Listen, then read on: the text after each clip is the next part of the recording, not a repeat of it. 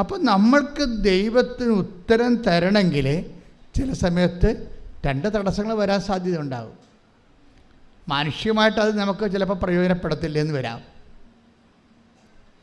ചിലപ്പോൾ ദൈവികമായിട്ടും അത് നമുക്ക് തരാനുള്ള തടസ്സങ്ങളുണ്ടാകാം. ചിലപ്പോൾ നമ്മുടെ കുറവായിരിക്കും. അത് ദൈവികമായിട്ടൊരു അനുഗ്രഹം കിട്ടുന്നതിനുള്ള മെറിറ്റ് ചിലപ്പോൾ നമുക്ക് ഉണ്ടാകത്തില്ല. അതാണ് നമ്മുടെ കുറവായിട്ട് വരാൻ സാധ്യത. അപ്പോൾ ഈ 2 പ്രശ്നങ്ങളുണ്ട്. ഇതെല്ലാം ഇപ്പം നിങ്ങൾ ഉടമ്പടി വെച്ചിരിക്കുന്ന എല്ലാ വിഷയങ്ങൾക്കും ഇത് 2ഉം ബാധകമാണ്. ചിലപ്പോൾ അത് മാനുഷികമായ തടസ്സം ഉണ്ടാകും, ചിലപ്പോൾ ദൈവികമായ തടസ്സമുണ്ടാകും.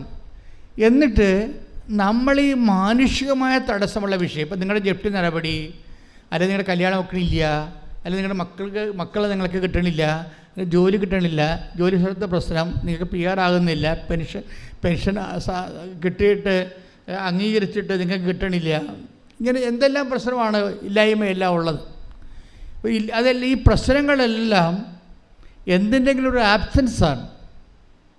പ്രശ്നങ്ങളെല്ലാം എന്തിൻ്റെ ആബ്സെൻസ് ആകും? പ്രശ്നങ്ങളെല്ലാം നമുക്കുണ്ടാകുന്ന പ്രശ്നങ്ങൾ, ജപ്തി ആയാലും എന്ത് സംഭവമായാലും എല്ലാ പ്രശ്നങ്ങളും എന്തിൻ്റെങ്കിലും ഒരു ആബ്സെൻസാണ്, എന്തെങ്കിലും ഒരു പോരായ്മയാണ്. ഇപ്പോൾ രോഗമാണത് ആരോഗ്യത്തിൻ്റെ പോരായ്മ, ഇല്ലായ്മയാണല്ലോ. ഇതിനെ എല്ലാത്തിനും ഇങ്ങനെ പ്രശ്നങ്ങളെല്ലാം ഇല്ലായ്മ എന്നുള്ള രീതിയിലാണ് ബൈബിൾ അപ്രോച്ച് ചെയ്യണത്. ദാറ്റ് മീൻസ് ബൈബിൾ ഇല്ല എന്ന് പറഞ്ഞാൽ എൻ്റെ അർത്ഥം മെരിറ്റ് ഇല്ലെന്ന് എൻ്റെ അർത്ഥം. ബൈബിളിൻ്റെ രീതിയാണല്ലോ പറയേണ്ടത്. ഒരു ഇല്ലായ്മ. ഇപ്പോൾ അമ്മ എന്താ പറയണത്? അവർക്ക് വീഞ്ഞ് ഇല്ല. അവിടെ പ്രശ്നത്തെ മുഴുവന് അഭിമാന പ്രശ്നം ഉണ്ടായതിൻ്റെ അകത്ത് നാണം കെട്ടി അവിടെ നിന്ന് പിരിയത്തുള്ള ആ വിഷയം. പക്ഷെ അവർക്ക് ആ നാണം കെട്ടി പിരിയാൻ സാധ്യതയുള്ള വിഷയമാണത്.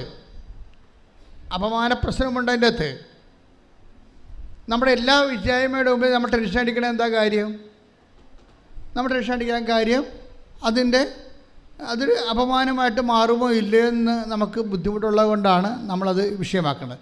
ഇങ്ങനെയുള്ള എല്ലാ വിഷയവും മൂടി വെച്ചുകൊണ്ട് അതിനെ അഡ്രസ്സ് ചെയ്യണത് സിംഗിൾ വാക്കിലാണ്.